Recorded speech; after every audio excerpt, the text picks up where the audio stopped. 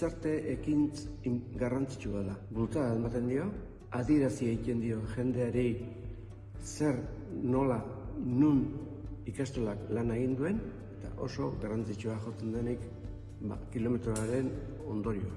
Lazkauko ikastolako ikasleen euskarakiko jarrera hobetzea eta herritarren ere bai. Ikastolekiko eta euskararekiko konpromesu, ilusio eta espiritu horrek urte guztien zehar jarraitzea eta egunarekin batea izan behitzea.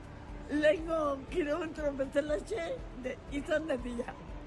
Gero, onurak ekertzeko. Ikastolan komunitatea osatzen duen kide guztiok lehen aldiz ospatu zaneko helburuekin eta ilusioekin batitea.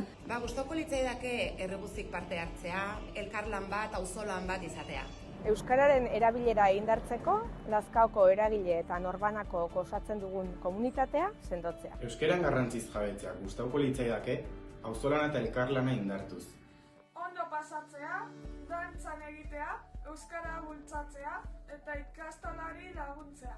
Belaunaldi arteko lankidetza. Ikasleek, gurasoek, irakasleek eta herritarrek bakoitzak bere aletxoa jarri eta bere ikastolaren proiektua sendotzea. Eta batez ere euskal komunitatea indartzea. Igual kilometroak izatea euskal festa bat non sexua, adina, jatorria, gaitasuna, hori danak ez dala existitzen eta denok batera disfrutatzeko festa bat izatea. Herriko auzolana eta elkarlana bultzatzea. Herritarren aldetik parte hartzea handia ikusi nahiko nuke.